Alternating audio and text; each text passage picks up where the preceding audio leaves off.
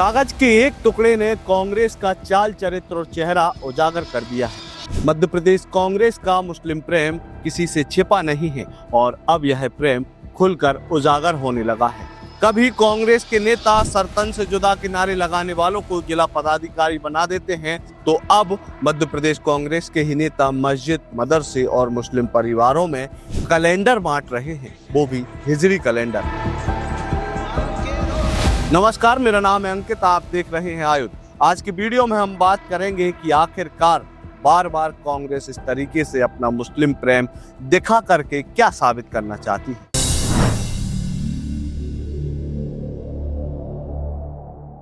मध्य प्रदेश में विधानसभा चुनावों में भले ही 2 साल से ज्यादा का वक्त बचा हुआ है, लेकिन एक बार फिर से एमपी की कांग्रेस कमेटी अपने कोर वोटरों को साधने के जतन में जुट गई है। और मध्य प्रदेश में कांग्रेस का कोर वोटर कौन है वो तो आप बखूबी जानते हैं। मध्य प्रदेश कांग्रेस के पास लगभग 9% मुस्लिम आबादी का वोट बैंक है, जो कि कोर वोटर माना जाता है। और ऐसी लगभग 20 सीटें हैं जहां पर मुस्लिम समाज के लोग मध्य प्रदेश की विधानसभा चुनाव को प्रभावित करते हैं। इसके अलावा 44 सीटें ऐसी हैं जहां पर मुस्लिम वोटर निर्णायक भूमिका में हैं।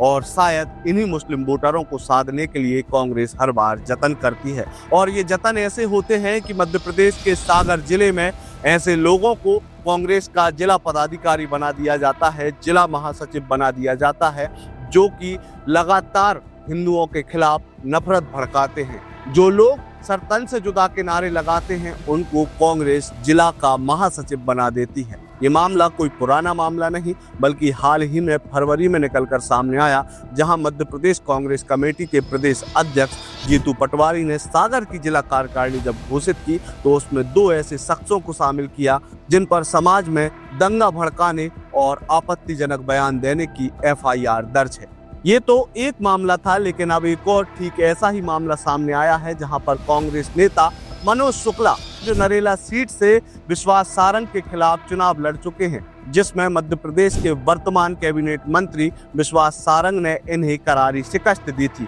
और शायद इसी शिकस्त को भुनाने के लिए अब मनोज शुक्ला नरेला सीट की मुस्लिम इलाकों में कैलेंडर बांट रहे हैं। और ये कैलेंडर कोई आम कैलेंडर नहीं, बल्कि ये कैलेंडर हिजरी कैलेंडर है। जी हाँ, हिजरी कैलेंडर वही जिसे इस्लामिक कैलेंडर माना जाता है। और मनोज शुक्ला अब इसी इस्लामिक कैलेंडर को नरेला के आसपास के क्षेत्रों में जितनी भी मस्जिद है, जितने मदरसे हैं, वहां तक भेज रहे हैं। इसके साथ साथ वे क्षेत्र के मुस्लिम परिवारों को भी ये हिजरी कैलेंडर घर घर जाकर बांट रहे हैं। कांग्रेस पार्टी पूरी तरह से मुस्लिम तुष्टीकरण पे अंधी हो गई है। अब हिजरी कैलेंडर बांटने लगी है कांग्रेस पार्टी। ये वही कांग्रेस पार्टी है जो सनातन का विरोध करती है, राम मंदिर की प्राण प्रतिष्ठा का विरोध करती है, और यहाँ तक कि मंदिर जाने तक से आपत्ति है कांग्रेस के नेताओं को। ऐसे में ये कांग्रेस की तुष्टीकरण की राजनीति सबके सामने आ गई है। कांग्रेस पार्टी कभी सनातन धर्म को सम्मान नहीं दे सकती है, केवल और केवल तुष्टीकरण की राजनीति करती है। अब आप सोच रहे होंगे कि आखिरकार कांग्रेस के एक नेता को ऐसा क्यों करना पड़ा कि वो पूरे के पूरे हिंदू समाज के वोट को दरकिनार करते हुए मुस्लिमों को साधने की कोशिश करने लगा। तो हम आपको बता दें कि ये सब इसलिए किया जा रहा है, जिस सीट से मनोज शुक्ला चुनाव लड़ चुके हैं उस सीट पर तकरीबन 28% से ज्यादा मुस्लिम वोटर। और यही कारण है कि कांग्रेस के नेता मनोज शुक्ला घर घर जाकर इस तरीके से अपना मुस्लिम प्रेम जाहिर कर रहे हैं। अब जाते जाते आपको बताते चले कि आखिरकार इस कैलेंडर को लेकर इतना विवाद क्यों हो रहा है और ये कैलेंडर है क्या। तो आपको बता दें कि हिजरी कैलेंडर इस्लामिक कैलेंडर होता है, जिसमें किसी भी प्रकार से किसी हिंदू तीज त्योहार के बारे में जिक्र तक नहीं होता। ये पूरे तरीके से इस्लामिक रीति रिवाज वाला कैलेंडर होता है, जिसमें अधिकांश जानकारी उर्दू में दी जाती है।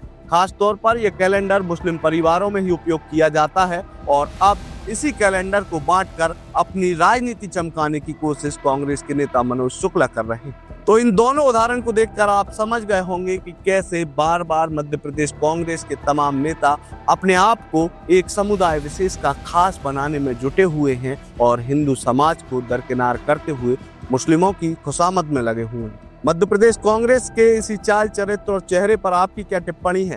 क्या आप हमारी इस रिपोर्ट से सहमत हैं? आपकी जो भी प्रतिक्रिया हो आप कमेंट बॉक्स में आपकी जरूरी प्रतिक्रिया जरूर दें। इसके अलावा आपने यदि अब तक आयुध को सब्सक्राइब नहीं किया तो सबसे पहले YouTube पर जाकर आप हमारे चैनल को सब्सक्राइब कीजिए। इसके अलावा आप हमें फेसबुक, ट्विटर और इंस्टाग्राम पर भी फॉलो कर सकते हैं। आपका बहुत बहुत धन्यवाद। लगातार जुड़े रहने के लिए आयुध को सब्सक्राइब जरूर करें।